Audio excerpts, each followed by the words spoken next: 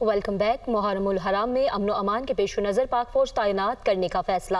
وزارت داخلہ نے پورے ملک میں فوج تعیناتی کی منظوری دے دی ہے۔ گلگت بلتستان اور آزاد کشمیر میں بھی فوج تعینات ہوگی۔ اسلام آباد میں فوج تعینات کرنے کی منظوری دے دی گئی ہے۔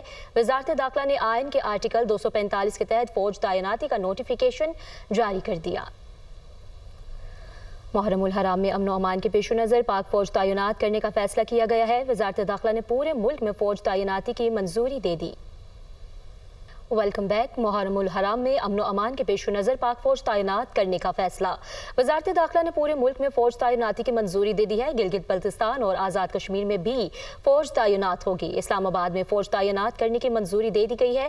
وزارت داخلہ نے آئین کے آرٹیکل 245 کے تحت فوج تعیناتی کا نوٹیفیکیشن جاری کر دیا۔ محرم الحرام میں امن و امان کے پیش نظر پاک فوج تعینات کرنے کا فیصلہ کیا گیا ہے۔ وزارت داخلہ نے پورے ملک میں فوج تعیناتی کی منظوری دے دی۔